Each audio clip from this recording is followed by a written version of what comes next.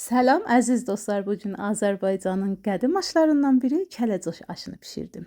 Bu aş çox rahat və çox ləzzətlidir. Mütləq yoxlayın. Bir soğanı qızartmaqla işə başlayırıq. Soğanlar qızardıqdan sonra narın doğranmış pomidorları artırıb və biraz da sarı kök artırırıq.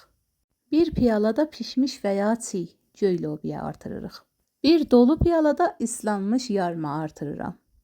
4 dənə də toyuq şənəsi əlavə elədim, pişmiş noxud və 1 kilo da aşyoyu artırdım. Əsli vericəndə luablanması üçün yoğurda un əlavə eləyib artırırlar aşa.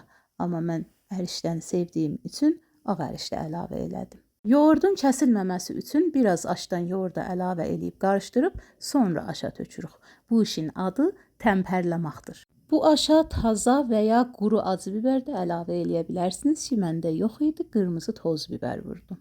Bəh, çox ləzzətli bir aşdır. Pişirən, yeyən hər kəsə nuş olsun. Ləzzətli reseptləri ana dilimizdə axtaranlar mənim peycimə baş vursun. Sağ olun, məndən yol bir oldunuz. Təşəkkürlər.